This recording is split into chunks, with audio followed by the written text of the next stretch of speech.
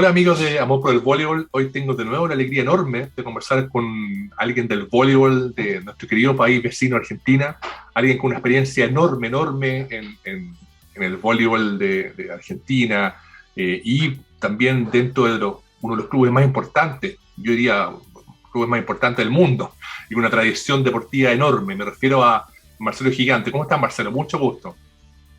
Hola, ¿cómo estás? ¿Cómo va todo? ¿Cómo están? Bueno, bien, bien, bien. La verdad que sí, yo creo que, bueno, bien, gracias por la invitación, gracias a todos por escuchar esta entrevista. Es un placer para mí estar, sé que han estado grandes figuras contigo, que así, bueno, acá estamos, con toda humildad, tratando de contar un poquito cómo, bueno, cómo sigue todo y cómo pasamos todo, pero bueno, de la etapa virtual ya estamos en la etapa presencial, que así estamos contentos. Va, con las dos cosas, porque el otro ya quedó instalado, no se abandonó la etapa virtual, ¿no? Se sigue. Pero bueno, está bueno que hayamos empezado, por lo menos aquí en Buenos Aires, hayamos empezado con todo la etapa presencial y a jugar, ¿no? Buenísimo. Oye, Marcelo, cuéntame un poco para que veamos, partiendo esta conversa, ¿cuándo comenzó contigo el tema del voleibol? Porque, claro, yo me imagino porque he visto algunas entrevistas tuyas, que el tema en Argentina, el tema Boca River es muy fuerte. El tema también en Argentina, el fútbol es fuertísimo. ¿Cómo comenzó tu historia en el voleibol y por qué? No, la verdad que fue una casualidad. Yo trabajaba en un kiosco que era familiar, digamos, un negocio era chico, desde los 14, y, y a los 15, 16 me iba cerca de casa, ahí teníamos un parque que después fue un equipo que jugó en A1, salió campeón de la liga, que se llamaba Club de Amigos, que se llama Club de Amigos, pero que no tiene más vóley profesional, y alquilábamos las canchas de externas, y íbamos con mi hermano, que mi hermano hacía todos los deportes, que es 10 años más grande, entonces hacía todos los deportes, y íbamos, nos juntábamos ahí con gente, amigas, inclusive hoy grandes recuerdos de los papás de algunos jugadores que han jugado en la selección y todo, que nos juntamos ahí a jugar, a divertirnos nada más, pero yo no tenía ni idea del voleibol. Y a los 17, por casualidad, voy a comprar calzado, y como tengo muy grande el pie, compraba calzado a medida, y el gerente de la empresa me dice, mi hermano es dirigente de un equipo de voleibol, que era en ese momento Jaro Gatti Chávez, un equipo de acá de Argentina, y le digo, bueno, yo voy a probar, viste, a mí, yo no era de ir a un club ni nada, pero bueno, vamos. Y ahí enganché muy bien. El técnico después me contaba que me tenía todo el día con la pelotita haciendo técnica y qué sé yo, después me metía en la cancha a jugar un poquito. Y al otro año terminé en Boca y empecé a los 17, yo bastante tarde. A los 19 ya estaba jugando para Boca, en el año 85, que así desde aquella época jugué para Boca, pero bueno, tuve un pasaje 8 años por Italia y después ya a los 21, en el 87, a los 21 me llamaron a la selección, jugué el preolímpico, con estos grandes monstruos de la época, grandísimo, ¿no? Era un placer estar de repente en 3 4 años, estar entre ellos, era para mí una gloria. Y después en el 87 me fui a Italia, me nacionalicé italiano y me fui a Italia 8 años. Y así, pero yo empecé tarde, a los 17, la verdad que, digamos, para el vóley es medio tarde, en muchos casos, pero bueno, tenía más o menos la misma altura que tengo ahora, casi 2 metros, entonces en la época era un jugador muy alto, hoy hay unos chicos bastante Sí. longilíneos, tenemos en el club también, pero bueno, en esa época era muy alto, pero también muy descoordinado, ¿no? Cosa que ahora pasa un poco menos porque, bueno, se trabaja mucho en la parte física y la coordinación, que así pasa menos. Pero bueno, así empezó mi historia. Después ese mismo dirigente que estaba en Carlos Gatti Chávez fue nuestro acompañante con la selección en ese torneo, después en el Panamericano, o sea que teníamos un contacto ahí también, el dirigente también, que así, la verdad que contento, muy contento porque en poco tiempo había logrado mucho y seguí trabajando. Sí, buenísimo.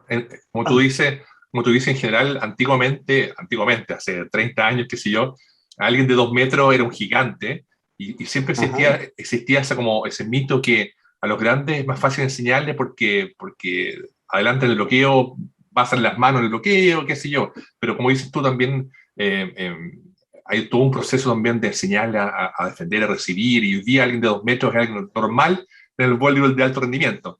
Yo creo que para mí en un momento fue traumático, porque llegué al equipo y los muchachos, bueno, me recibieron muy bien cuando empecé al vóley, y voy a ver un partido y eran 5, no llegaban a 6 y perdían los puntos. Creo que era categoría juvenil en ese momento, y perdían los puntos. Entonces, tenés que jugar, el técnico me da una remera, un short. Yo hacía una semana que jugaba al vóley, así entrenaba. Claro. No tenía ni idea. Y como decís vos, ¿no? Cuando estaba adelante me paraban en la red, me decían, bueno, si viene por acá vos saltá, pero yo no tenía ni idea qué estaba haciendo. Nada, y bueno, y atrás me metían en un angulito para que no tocaran la recepción, nada. Lo único vergüenza era el saque, porque yo no sabía sacar. Fíjate, tipo 2 metros, qué sé yo, que yo no sabía sacar. Y no había otra forma, o sea, éramos 6 y no había cambio, no había nada. Que así, bueno, pasé mucha vergüenza y bueno, ahí me fui decidido a abandonar, digamos, por vergüenza y todo lo demás, o me había, no sé, me había sentido mal en un momento. O bueno, me ponía con todo a decir, bueno, voy a tratar de ser el mejor jugador que pueda y le voy a dar con todo porque voy para adelante con este tema. Y bueno, seguí por ese camino, ¿no? Quizá podía haber sido otro, ¿no? Es verdad. Oye, Marcelo, y con respecto al tema que a mí siempre me ha llamado mucho la atención, con una envidia muy sana de usted en Argentina, de esto de la vida de club. Los grandes clubes argentinos, que si Obras, San Juan, Ferrocarril, la COA, Boca, obviamente, River, tienen una tradición gigante, gigante en el deporte. Y también con este concepto como familiar, que la gente hace mucha vida de club. ¿Cómo fue para ti un poco entrar en un club con tanto renombre, con tanto prestigio en Argentina y jugar vóley, no jugar fútbol? ¿Cómo fue para ti esa visión? Era raro. La verdad que uno en Boca era raro. Pero bueno, en ese momento no había tantos deportes como hay ahora. Había menos deporte dentro del club. El vóley era uno de los deportes que tenía bastante empuje. El básquetbol siempre fue el segundo deporte, sí, dentro del club. Y después estaban los que todavía hoy siguen siendo profesores de judo, karate, bueno, todos estos deportes de combate. Paleta era muy fuerte, pelota paleta era muy fuerte en Boca. Y después bochas también era muy fuerte, sí, digamos que, claro, pero ya era gente más grande, no había tanta juventud. La verdad que ahí me di cuenta que no era solamente un club de fútbol. Yo en el 81 había ido a la cancha, mi mamá me había hecho de Boca, mi papá falleció cuando yo tenía 14, era de River mi papá, okay, pero bueno, a mí me hizo de Boca mi mamá. La que era de Boca era de mi mamá. Y bueno, en el 81 fui a ver Boca River, 3-0 para Boca, con Maradona obviamente. Sí. Y nunca más me olvidé de ese día, de la Bombonera, y bueno, en el 85 volver a entrar y estar ahí jugando para el club que uno ama, era una gloria. Sí. Para mí era tocar el cielo con las manos. Y aparte que, bueno, como institución y como organización era muy fuerte. En ese momento sí estaba Ferro y estaba Obras Sanitarias de acá, de la capital, que eran 2 clubes que se repartían la mayor cantidad de jugadores de selección, donde de una parte jugaba una parte de la selección y del otro lado jugaba la otra parte, claro, ¿no? O sea, Cantelani, Uriarte, Quiroga, esos jugaban en Obras, y en Ferro jugaba Martínez, jugaba Hugo, Waldo, bueno, se dividían, era una masacre, ¿no? Después, bueno, ellos jugaban ya en el extranjero, pero bueno, en el 85 todavía volvían y jugaban para sus clubes, y era una masacre porque eran equipos muy poderosos, los dos, sí, Obras Sanitarias y de acá, ¿no? De Capital. Y Obras de San Juan ni hablar, ¿no? Por su trayectoria en el vóley, eso ni hablar. Pero la verdad que bien, se vivía, no era un club tan familiar o tan social, hoy es mucho más social y mucho más familiar porque se construyeron varias manzanas, se hizo el Quinquela Martín, un estadio fuera de la Bombonera, porque también el lío nuestro eran los partidos, que cuando había partido uno no podía ingresar, claro, y había muchos inconvenientes debajo del estadio. Pero bueno, por suerte se hizo un complejo muy grande, la Bombonerita, el Quinquela Martín, los dormis para los jugadores, bueno, un montón de cosas, y empezó a hacerse mucho más social. Hoy es un club muchísimo más social, se agregaron entre el año pasado y este año como 20 deportes nuevos para el club. O sea, ahora está, digamos, tiene más espacio porque tiene más lugares para poder crecer. Entonces tiene iniciación deportiva, casi ya unos años que trabaja muy fuerte, y es muy importante para nosotros, porque iniciación deportiva, la persona que está, Horacio Montano, es un capo total en todo lo que es coordinación, motricidad y todo lo demás, y aparte es muy bueno evaluando, entonces dice, bueno, este para el vóley puede ser, este para el fútbol, entonces va delineando los chiquitos. Ahí hacen todo. Mi hijo, de hecho, mi hijo también estuvo con él mucho tiempo, cuando era desde los 4 o 5 años ya iba con él y la pasaba bárbaro y hacía todo. Después eligen qué es lo que le gusta y también se le aconseja, ¿no? Por ahí te conviene este deporte más que este, qué sé yo. Bueno, y eso es muy bueno. Que así incluso hizo bastante, hoy es un club bastante social, todavía falta mucho trabajar, pero se está haciendo muy social, un club social. Fantástico. Oye, Marcelo, y cuéntame un poco, estábamos hablando de que tú empezaste a jugar, ya está en la selección, ¿y cómo fue esa partida de Italia? ¿Por qué decidiste ir a jugar a Italia? ¿Cómo fue esa historia tuya?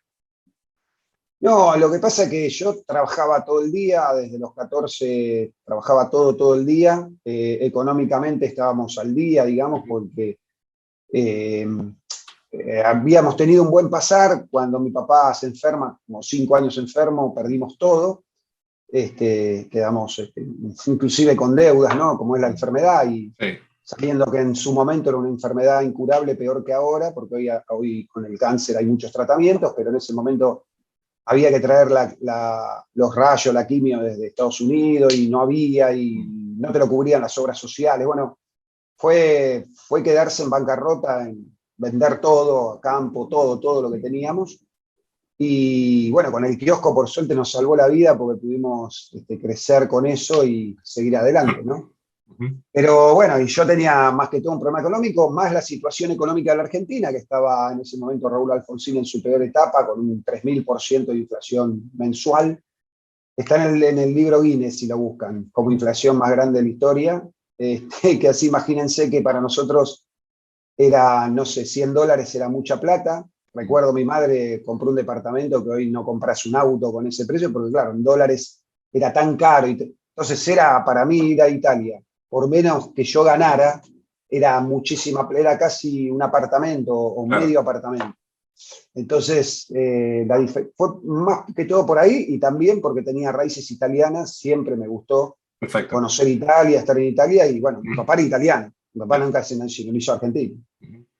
Mira, oye, sí, Y sí, aparte el nivel que tenía, Italia en ese momento, ¿no? Que eso, jugaban, eso. era un nivel absoluto. Yo fui a jugar a A2 Ok. y era un nivel ya, y era fuerte. Sí, sí. Yo he podido entrevistar a algunos jugadores brasileños, argentinos también, que jugaron en Italia en la 2 y me contaban que para ellos era muy especial porque la 2 claro, es altísimo el nivel, no tanto como la uno, pero que a ellos les llamaba mucho la atención que la gente en la ciudad, en los pueblos donde estaban los equipos, los quería muchísimo. Eran como caminabas por la calle y la gente te saludaba, era como muy cálido la recepción de la gente y el cariño hacia los jugadores.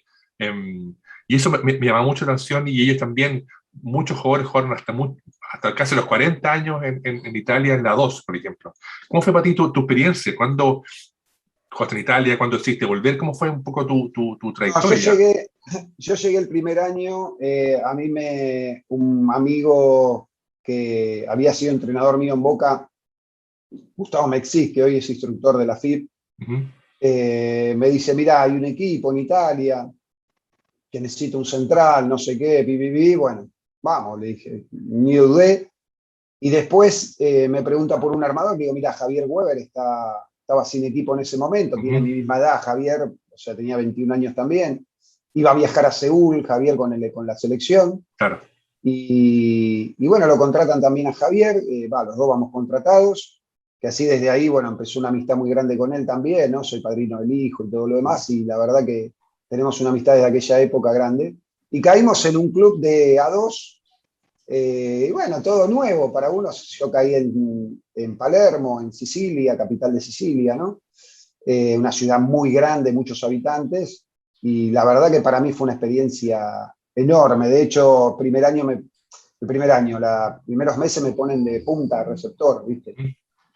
Javier corría por toda la cancha. Igual los buscando el centrales, pase. claro, igual los centrales, viste que antes no había libero, los centrales tenían que recibir. Sí, O sea sí, que era lo mismo, recibíamos. Entonces todos claro. teníamos la idea de recepción, si no, no podía jugar directamente. No es como ahora.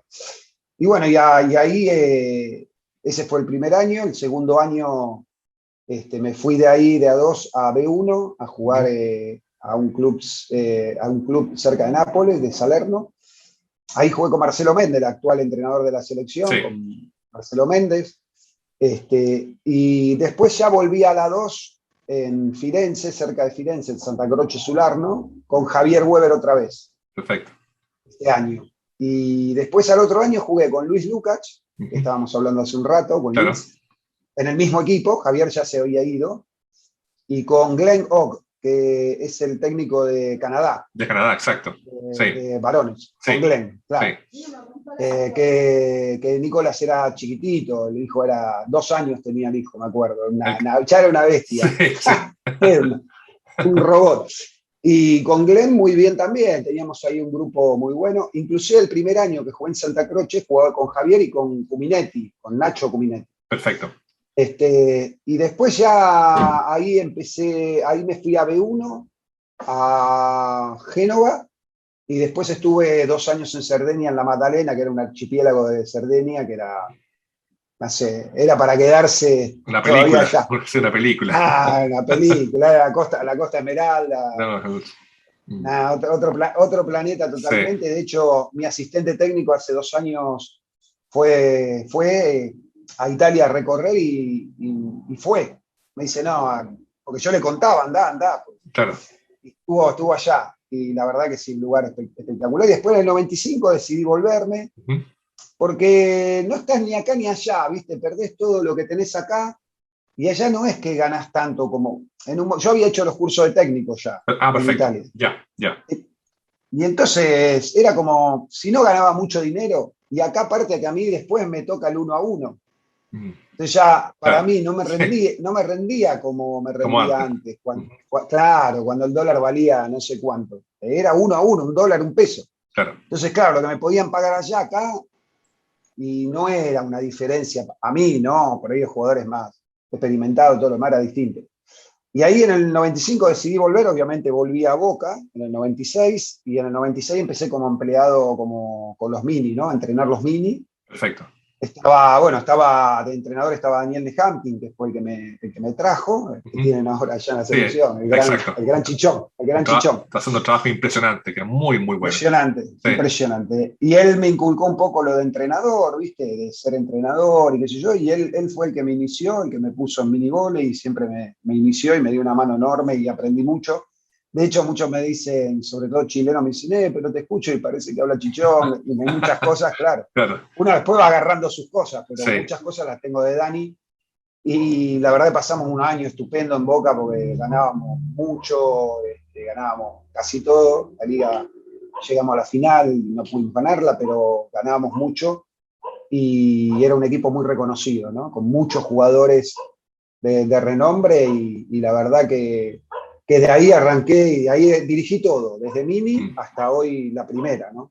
buenísimo. Oye, Marcelo, yo siempre me ha llamado mucho la atención que no todos los grandes jugadores son grandes entrenadores, porque claro, una cosa es con guitarra, como decimos acá, otra cosa con guitarra. Entonces, ¿cómo fue para ti un poco este bichito de querer seguir ligado al vóley, pero en la banca, como director técnico, como formador? ¿Cómo fue para ti eso? Ya contaste que con Daniel conversaste, hiciste el curso en Italia, pero ¿cuánto tú pensaste, dijiste, esta cuestión me tinca para dedicarme como vida? No, yo creo que a mí el vóley siempre, desde que empecé a los 17, después cuando ni siquiera veía plata en eso, porque no se pagaba y todo lo demás, siempre fue como decir, bueno, quiero ser esto, Claro. ¿no? Quiero ser esto. Yo en un principio de chico quería ser militar, me había inscrito en el liceo militar, había hecho el examen Ok. del liceo y todo. No había cupo acá porque era en la época de los militares en Argentina, Sí, obviamente, ¿no? sí, Ahora hay cupo, ahora hay un montón de cupo, pero en sí. su época no. Entonces me tenía que ir a otro lado, mi papá estaba muy enfermo, tenía que ir al liceo de Rosario, creo que era. Ujú. Y mi papá estaba muy enfermo y yo decidí quedarme y ahí mi carrera como militar no fue. Y después a los 17, bueno, me agarró esta pasión y no la largué. Y en Italia empecé a dirigir a los más chiquitos, Mm. agarraba un grupito y dirigía, siempre me gustó, siempre me gustó. Y después, bueno, agarré y empecé a estudiar, porque esto es así. Sí. No alcanza, como decís vos, con jugar nada más. Mm. Creo Es que verdad. enseñar es un arte y tu sabiduría puede ser importante, pero transmitirla y ahí que llegue hacia los demás no es tan fácil. Por ahí uno la tiene, pero hay que ver cómo la transmite para que pueda llegar a los demás, ¿no? Es verdad. Entonces ahí arranqué en La Spezia, cerca de Génova. Ujú. Arranqué con un grupito de niños que me daban, yo pedía, dame unos chinos, no importa. Que le digo a todos los entrenadores, cuando uno empieza en esto, ya está, te recibiste, y yo, pero no tengo un club, no importa, agarré unos niños, andá a la plaza y empezá a usar lo que aprendiste y a transmitir, y así se aprende, con los jugadores se aprende muchísimo. Yo he aprendido más con los jugadores que con los cursos, porque te van ellos llevando por donde tenés que ir, no es que vos decís lo que vos querés o enseñás como vos querés, sino como hay que llegarle a los muchachos, ¿no? Es Me verdad. parece que es muy importante. A mí me gusta mucho la parte formativa. Bueno, mi padre también es profesor de educación física y también él tuvo grandes generaciones que él formó. Y siempre, bueno, en casa hablábamos de la formación, de la enseñanza, de los sistemas, de cómo es el mini voleibol. Y a mí me encanta porque en el fondo, como dices tú vas formando niños y vas aprendiendo también de ellos. Porque yo he visto que hay grandes formadores y hay grandes también directores o entrenadores técnicos, porque hay entrenadores que dirigen muy bien en un partido, saben leer al rival. Hoy día, bueno, con toda la asistencia técnica de los estadistas, y hay otros grandes entrenadores que entrenan muy bien con sistema, entrenamiento, y otros grandes formadores de grandes jugadores, técnica, la pasión por el juego, que los niños aprendan a ramachar, qué sé yo. ¿Cómo se da un poco para ti el tema esto de haber comenzado como formador y después, obviamente, dirigir a uno de los clubes más importantes de Argentina? No, yo creo que para mí fue un aprendizaje enorme, sobre todo con el mini volley, ¿Mm? donde no tenés 12 para jugar, sino éramos 50 y jugábamos los torneos abiertos y viajar con todos los papás y bueno, era un aprendizaje, no lo digo porque yo no era profe de educación física, que Ujú. eso dentro de todo lo tienen bastante manejado, y tampoco, y era un jugador por ahí de alto rendimiento. Claro, Entonces, como que no tocaba el tema minivole y era lo que más alejado estaba de lo que yo podía hacer o saber. No era que había dejado de ser jugador y había entrenado un equipo mayores, sí, que más o menos hacía poco eran pares míos, entonces yo sabía cómo manejarme. Pero con el mini, para mí era como entrenar la selección de, no sé, de Rusia. ¿Viste? sí. No entendía mucho, ni cómo eran los rusos, ni cómo hablaban. O sea, no, era diferente. Entonces, bueno, para mí fue una enseñanza enorme. Mm. Y así en todas las etapas. Y lo bueno que en Boca, como estuve muchos años, por ejemplo, había un grupo del sub-14, sub-16 que yo llevaba, ¿Ya? que después yo fui pasando de categoría con ellos Mm. y terminamos jugando la final de la liga contra UPCN, con la mayoría, con Nico Bruno, Santucci, bueno, chicos que venían que yo había entrenado cuando eran chicos, Mm. o sea que yo era el mismo entrenador de siempre y Claro, habíamos crecido a la par hasta llegar a la Liga Nacional, ¿no? A la par, o sí, sea, tenían una identidad bárbara los pibes, ya me conocían, sabían por dónde ir, cómo entrenar, yo ya los conocía, qué necesitaba. Creo que eso es muy importante. Nosotros en ese momento teníamos 4 o 5 jugadores creados en las canteras nuestras y estábamos jugando una final, era como algo, ¿viste? sí, Decir, uy, mirá lo que es esto, ¿no? ¿Te acordás no sé, de los clubes chiquitos donde íbamos a jugar, de cómo llegábamos, y de repente estabas en el Cantoni con 8.000 personas, estabas jugando una final? Digo, ese déjà vu que te viene y la verdad que para mí fue algo, creo que fue, más allá que hemos perdido la final, llegar era difícil, porque había que dejar a Bolívar y muchos equipos buenos, pero para mí el valor más grande lo tuvo que era un grupo que venía entrenando desde muy chico en el club y tenía una identidad bárbara. Eso, la verdad que me llenó de orgullo. Mm. Pero bueno, como te dije, siempre se aprende con los jugadores, yo creo que se aprende mucho. Mi primer año de entrenador 2005 en la Liga Nacional fue un desastre. O sea, todavía tengo los libros acá de la planificación y no lo haría hoy. Obvio que el vóley avanzó también un montón de cosas, pero bueno, fuimos aprendiendo a través bueno, de estudiar y sobre todo de trabajar día a día con los pibes. Después dirigí la selección de Colombia, donde fue otro desafío grande, porque era una selección que por ahí teníamos que ir a buscar una medalla al sudamericano, que nunca había ganado.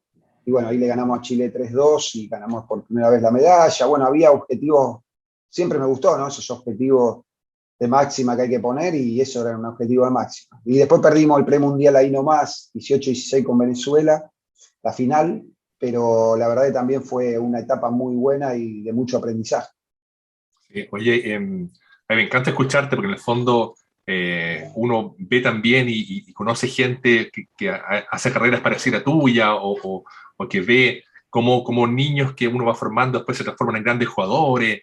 Y hay todo un cuento muy especial con el voleibol. No sé si, bueno, Chile es un país mucho más chico en cuanto al voleibol que Argentina, en cuanto a volumen y en cuanto a todo, pero también hay generaciones que nos mantenemos en contacto y podemos hablar y podemos ver cómo las cosas evolucionan. Eh, Claramente en Argentina el voleibol ha evolucionado y me imagino que para ustedes el bronce en Tokio, además que también fueron el equipo de las mujeres, participaron en los Juegos Olímpicos, de haber sido, bueno, de nuevo, me da mucha envidia, pero una envidia sana ver cómo el voleibol argentino ha llegado tan arriba y salen nuevas generaciones, hombres y mujeres, y hay campeonatos y hay una pasión enorme por hacer las cosas cada vez mejor. ¿Cómo vives tú un poco de tu puesto como entrenador en Boca?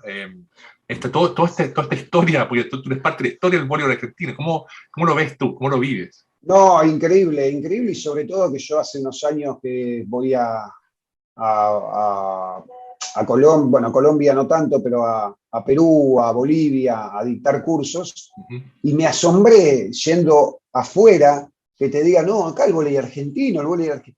Porque antes era solamente el vóley brasilero y Claro, punto, ¿no? Y exacto. nosotros miramos todos los partidos de la liga, me decían en Bolivia, y de las chicas también.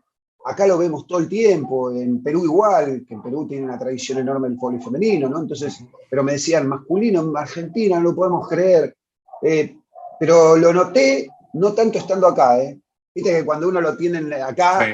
no lo aprobé, no le da tanta importancia. Pero cuando uno sale, no, acá son los técnicos argentinos son muy bien recibidos, el vóley argentino para nosotros. Entonces ahí empecé a entender que algo bien habíamos hecho, o que estábamos haciendo algo bien, sobre todo en las categorías de base, que hoy vienen reflejadas en una medalla, ¿no? Porque obviamente las categorías de base tienen, estos chicos salieron subcampeones en un mundial, bueno, vienen de una trayectoria, no es que nacieron así, jugaron en primera y listo. Son pibes que vienen de hace muchos años llegando a grandes niveles. Y la verdad que no fue una sorpresa, yo lo vi muy bien al equipo.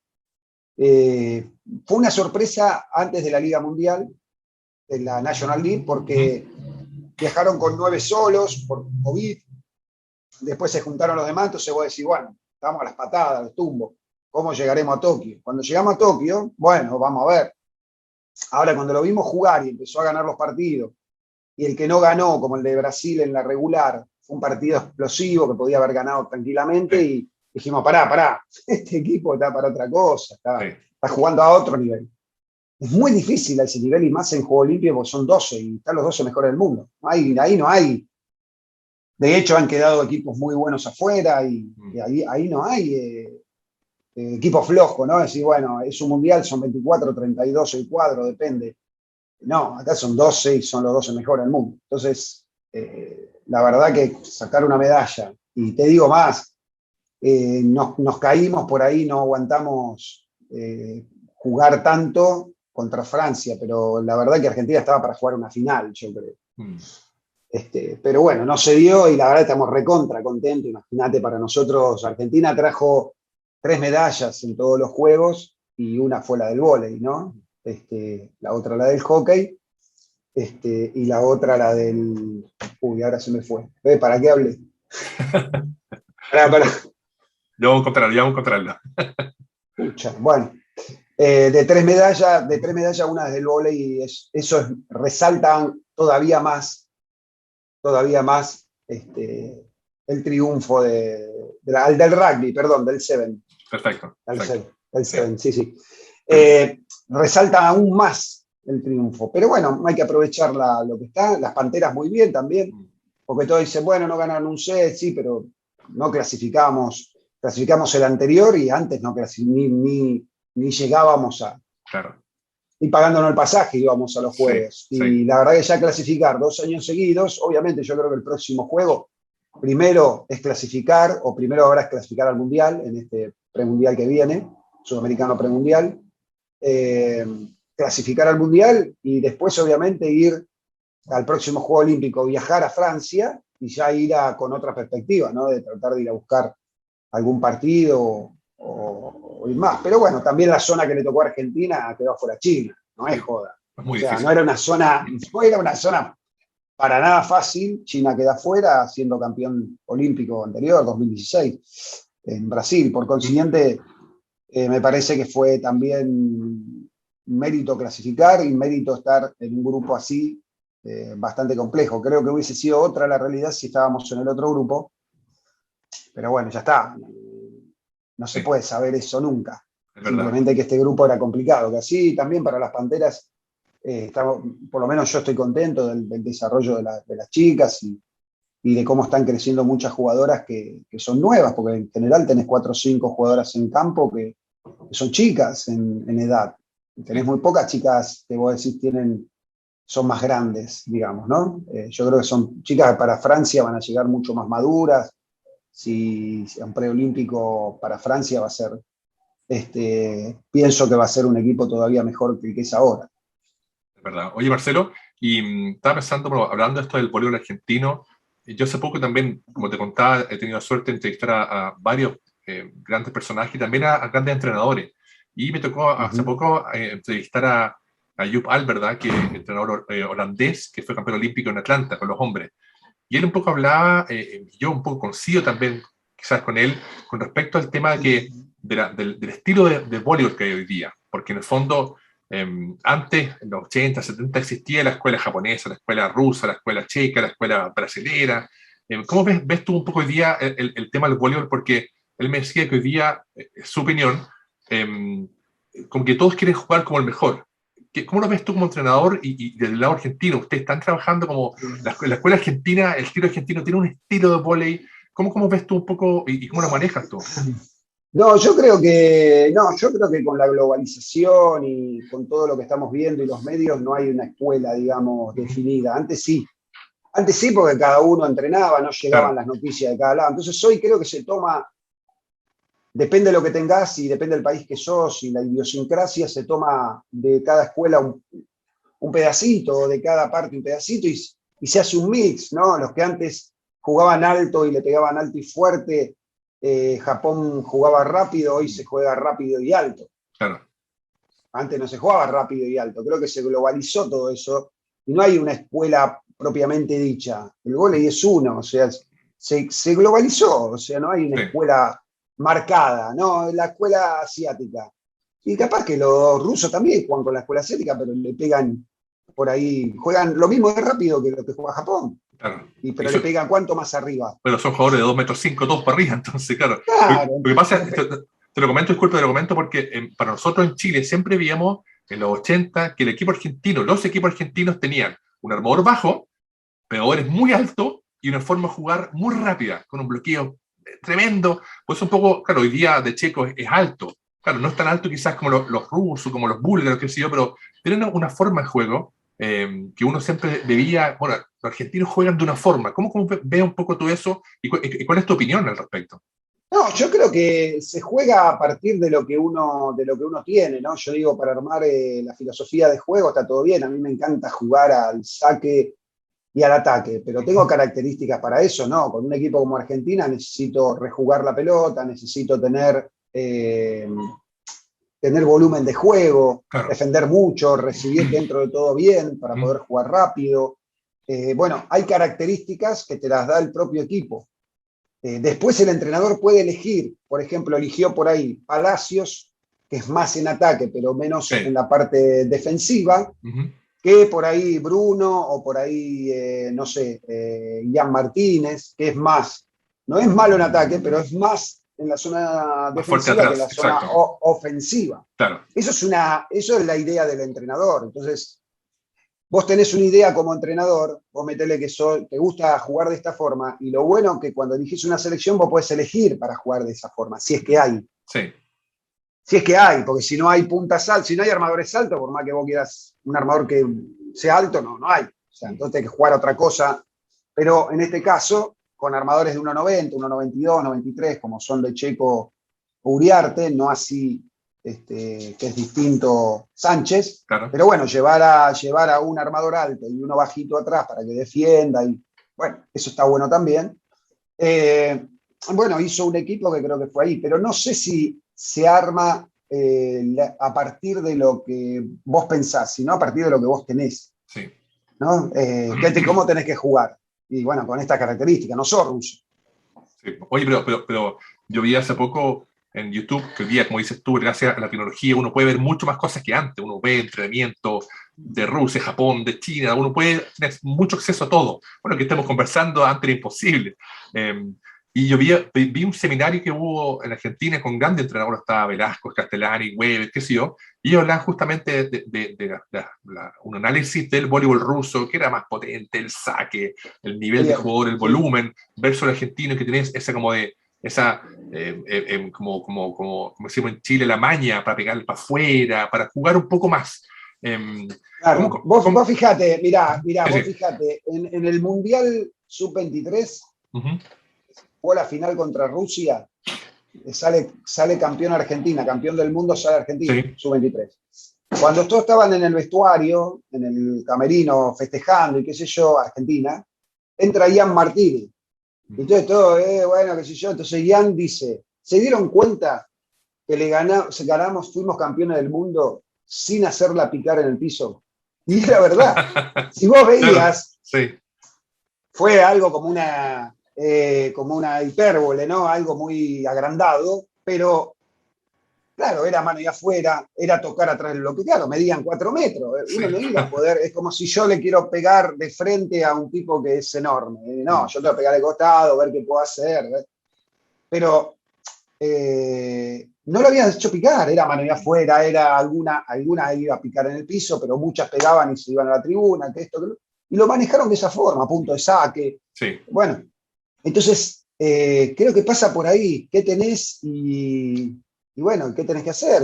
O sea, con respecto a lo que demás. Yo no creo que Argentina pueda jugar como Rusia, porque no tienen los jugadores rusos. O muchas veces dicen, no, acá en Colombia es la escuela cubana, ¿no? Eso Mucho dicen. la escuela cubana. Perfecto, mira. Era, ¿no? Ya, ok. Mira. Terrible. Mm. Y entonces digo, bueno, pero ¿son cubanos o son colombianos? Son Claro, colombianos. claro. Bueno, son colombianos. O Sí. sea, no saltan 1,5 Más de un metro, metros, claro. por ahí sí, pero no le pegan como le pegan a los cubanos y no tienen, como Cuba, que en Cuba casi no entrenaba y salían por el mundo todo el año en el mundo recorriendo, jugando. Claro. Era así, ahora Sí. ya eso no pasa. Sí. Entonces digo, ese es el tema también. Y tenía una selección permanente Cuba. Ah, perfecto. Sí, pues. Claro. Permanente en Cuba. Exacto. Entonces, ahora ya eso no existe. Todos los jugadores juegan en Europa, te vienen 2 meses, 3 meses a entrenar. ¿Cómo haces para hacer eso? Sí. Capaz hacer una planificación de un año. La planificación dura 2 meses. Ahora. Exacto. Oye, Marcelo, y en Boca, en tu trabajo, ¿cómo ves tú eso de tu equipo, tu desarrollo, tu proyección, el campeonato? No, ¿Cómo va eso? nosotros estamos a nivel metropolitano, el club no decide jugar la Liga Nacional hace 5 años, 6. ¿Ya? Estamos luchando para hacerlo, pero no lo logramos, no lo logramos. Y desarrollando, como siempre, desarrollando muchos muchachos que ahora obviamente como no jugamos la liga se van a ir a diferentes clubes, se van a repartir por todo el país. Una lástima porque la verdad es que son chicos del club y me da mucha lástima. Tenemos ahora uno en el U19 jugando el Mundial, con Dani, el central, y bueno, después se van a repartir por diferentes clubes, obvio, no los voy a retener en Boca para no hacer nada o para jugar el Metropolitano, la última etapa del Metro, que no es muy fuerte. Retener todos esos chicos que son la verdad recontra valiosos y aparte en lo económico tienen que salir a jugar. Exacto. Sí, bueno, estamos en esta etapa ahora, en este momento. No solamente eso, de desarrollo, ¿no? No Oye, tanto profesional. y esa decisión, perdona que te pregunte, yo no sé un poco por qué esa decisión de no jugar la liga. ¿Qué pasa? ¿Un tema económico, un tema político? ¿Qué? Es política, política, no le interesa y no Mm, juegan. O sea, no le interesa, no juegan. Es mm, así. No hay mucha vuelta. ya, bueno. O sea, es eso. Mm. No hay otra explicación, porque imagínate que es un club que recursos tiene. Sí, sí, por eso lo preguntaba. Oye, Marcelo, hablando del tema de voleibol y todo, bueno, tú estás entrenando equipos y has jugado, y siempre cuando puedo le pregunto a la gente con quien converso, porque somos más o menos de una generación similar, de que, ¿cómo ves tú el voleibol actualmente? Porque si me preguntas a mí, por ejemplo, no me gusta el libro, a mí me gustaba que antes el primero defendiera y sacara. Si te estaba preguntando con respecto al voleibol actual, pues tú, como yo, somos de una generación que jugamos otro voleibol, o sea, otras reglas. Hoy ya tenemos el libro, el entrenador parado al lado de la cancha, y un montón de otras cosas que antes no existían. ¿Cómo es para ti, en lo personal, el voleibol actual? ¿Te gusta, no te gusta? ¿Harías cambios? ¿Cómo lo ves tú? Yo creo que lo que cambió radicalmente, sobre todo el entrenamiento, fue el rally point, o sea, el cambio de saque, del juego con cambio de saque a 15 al rally point. Cambió sustancialmente, no solamente, digamos, como espectáculo, sino también como entrenamiento. Imagínate que los partidos que jugábamos eran 4 horas. Hemos Sí, jugado 5 finales con Boca a 4 horas cada una, 4 horas y media. la Por locura. Sí, consiguiente, claro, el entrenamiento tenía que ser, y bueno, teníamos que entrenar 4 horas. O sea, y esas 4 horas tenían, al ser tan alto el volumen del entrenamiento, era baja la intensidad del entrenamiento. Entonces, hoy si entrenás 4 horas seguidas, es imposible porque no podés jugar al ritmo que se juega hoy. sí, La intensidad que tiene hoy el juego, la velocidad que tiene hoy el juego no te va a permitir jugar durante 4 horas. Sí, pues entrenar 4 horas, 2 horas a la mañana, 2 horas a la tarde, eso es otro tema. O 3 veces por día, entrenar 1 hora y media, es otro tema. Pero hoy no se puede jugar como se jugaba antes, con pelota alta, digamos, más corte del juego, cambio de saque, vuelve, pum, pum. Yo agarré un partido viejo nuestro que yo jugaba, duraba 4 horas y media, y yo hice el cálculo cuando terminaba, digamos, cada set, ¿no? Cuando hubiese terminado con este sistema. ok, Y era 6 iguales más o menos. ya, O sea, mira. al 6 iguales Sí, sí, ya había terminado el set a con seis, este mira, 6 iguales y era mira, 15. claro. Porque si era parejo, que vos suponete tenías un buen rote, Rotaba, pero no rotaba, tenías un rotaba. buen rotaba, y el otro también. Sí, Y rotaba y siempre 0-0. sí, sí, Entonces, yo creo que cambió sustancialmente. Nadie puede pensar en eso para entrenar. Hoy, si quiere entrenar 4 horas seguidas, no lo podría hacer, a no ser que entrene 2 horas pesas, grupo separado, con otro grupo, pero continuas de pelota no podría. Sí podría, pero bajaría mucho la intensidad del entrenamiento. sí, Sería muy tedioso y la falta de concentración puede ser fatal. Porque hay que mantener 4 horas la concentración. Y exacto. más si los centrales hoy. Y el libro, yo creo, yo jugué en el 97 en la selección argentina, y jugamos la Liga Mundial. En el 97 fue el primer año que se pusieron de prueba los líberos. Sí. Había dos, igual que ahora era. Ujú. Podía estar uno en cancha. Y vamos a jugar a Bulgaria y me acuerdo que Bulgaria no tenía pechera, no tenía nada. Entonces nos dieron unas pecheras blancas y le hicieron una L con un marcador, Ujú. un fibrón, y jugamos. Fue la primera vez que jugamos con líbero, era todo nuevo. Para los centrales era una liberación de quedarse atrás a recibir esa bomba de saque que venían.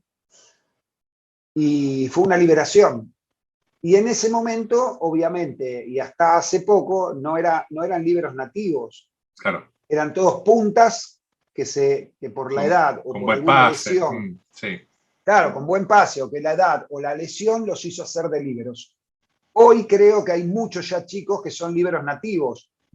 Tendría que ver, pero Danani, el Tanito, el que juega en la selección Sí, argentina, no lo sé si no es nativo como líbero, o sea ok, que no sé si jugó sí, algún, no recuerdo haberlo visto jugar de punta, yo seguro en alguna categoría sí, pero no era como antes que jugaban en mayores y después, bueno, por ahí se lesionaban, no tenían un problema, no podían saltar, y que iban de líbero.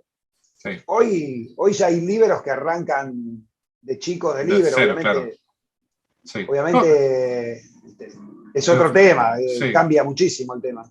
En el fondo te pregunto un poco porque, y quizás la gente me odie, pero yo no soy muy fanático del libro, y no porque no reconozca que hay libros extraordinarios.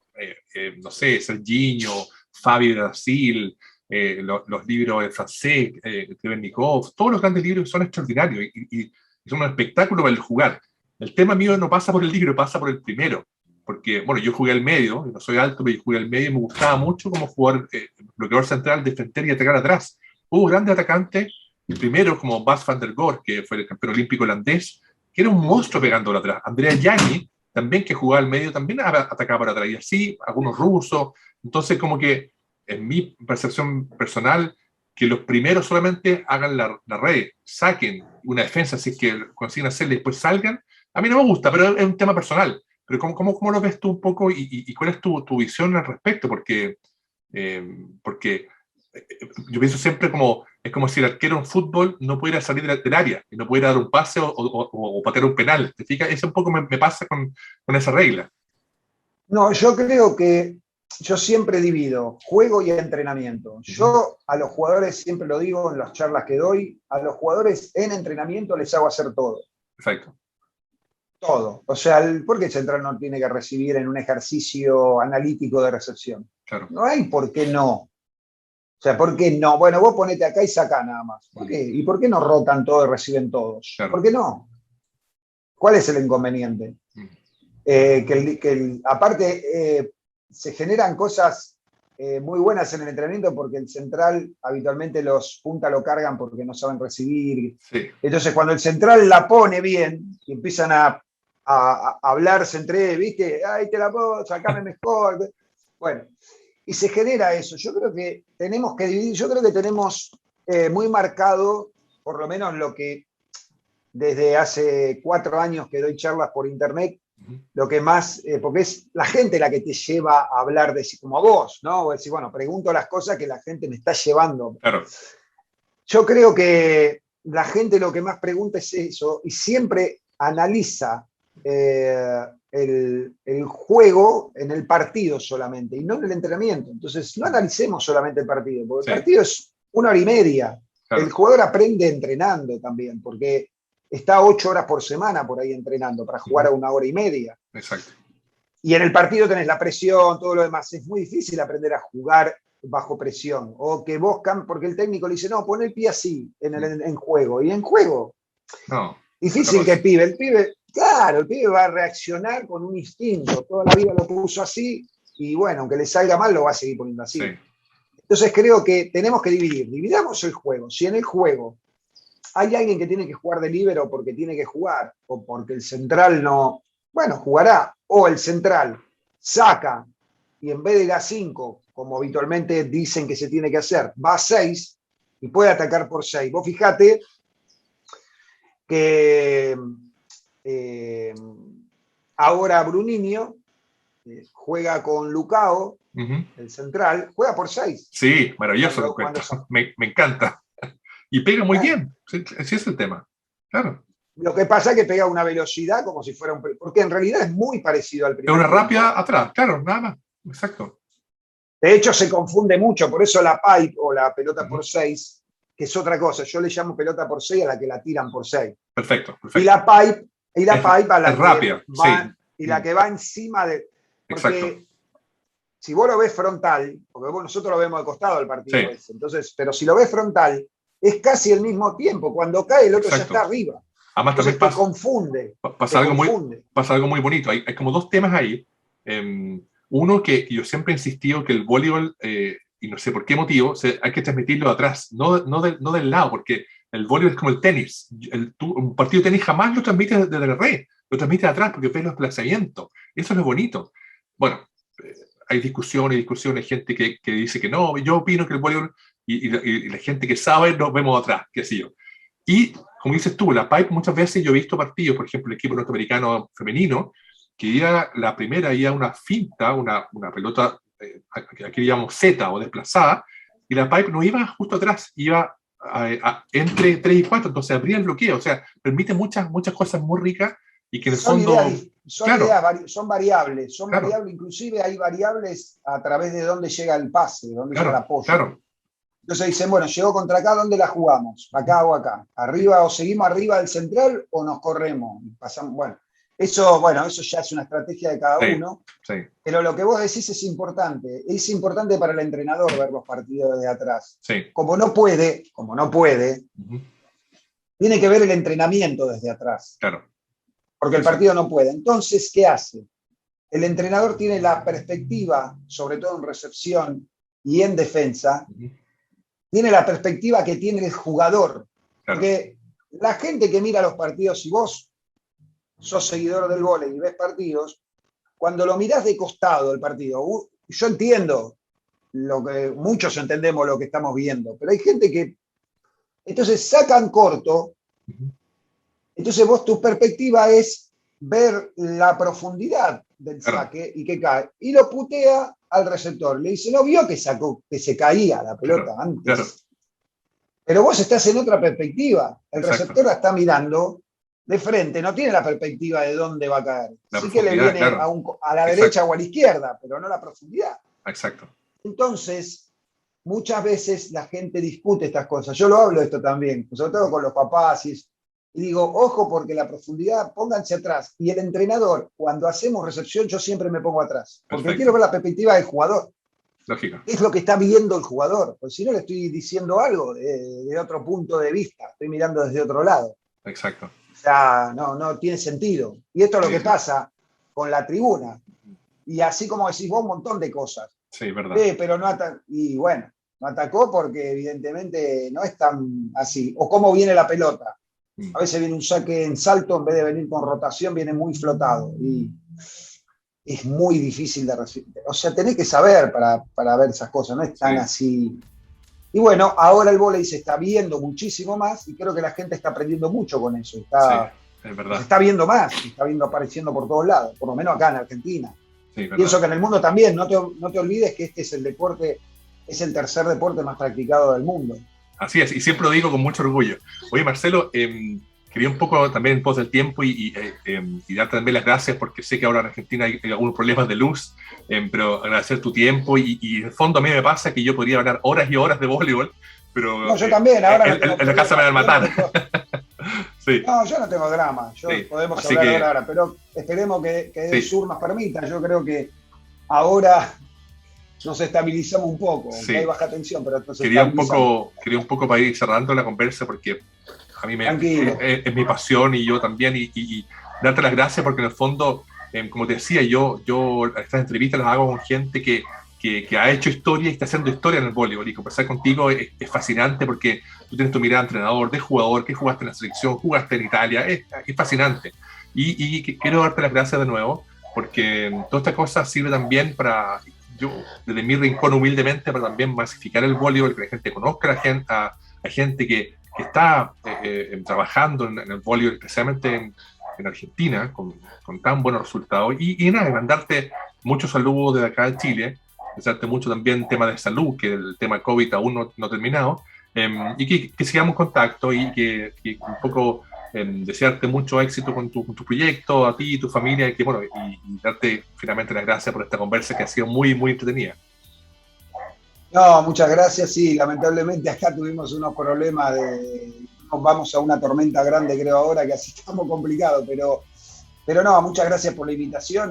Sí, obvio, somos gente del ambiente que podemos hablar ahora. Yo en las redes sociales estoy hace muchos años, pero se incrementó estos 2 últimos años con la pandemia. Y la verdad que también una de las cosas que por ahí nos halagan, no sé en todos lados, pero por ejemplo en Perú, en Bolivia, como te decía, o en Colombia, es que por ahí nos juntamos varios entrenadores, nos sentamos a tomar un café y hablamos de vóley. Sí, Y, y cada uno con su idea y todo. sí. Y eso también quiero que también se pueda, hoy no, por ahí menos, pero por lo menos por este medio, entre todos juntarnos y sociabilizar y empezar a trabajar en conjunto. Acá no, el otro día no sé quién me dijo, me dice, ¿me podés dar una aplicación que vos utilizás para los cursos de la FIP y todo lo demás? Que una Ujú. aplicación, ¿se podrá o eso, viste, vos no lo das? Dice, no, acá no hay secreto, Sí, tomá, agarrá la aplicación, te explico cómo funciona. Y ese es el tema, o sea, es tratar de juntarnos entre todos y como decís vos, Lucao está atacando por 6. Bueno, tomó algo por ahí del central de antes, que el mm, armador tomó algo del armador de antes. No es que lo de antes no sirve y lo de ahora es todo bueno, no. Es mezclar un poco todo. Y me parece que es eso, no centrarnos solamente en una forma de juego, de entrenamiento, sino ser más globales. Que así podemos hablar ahora de este tema. Pero bueno, te agradezco por tenerme en tu programa y bueno, también desearte mucha salud, lo mejor y a cuidarse. Yo creo que en muchos casos depende de cada uno porque es una enfermedad contagiosa y hay que tratar de cuidarse. Que así, bueno, espero que estén todos bien. Un saludo grande a tu audiencia y a todos los amantes del voleibol, ¿no? muchas gracias, Marcelo. No, por favor, un saludo grande.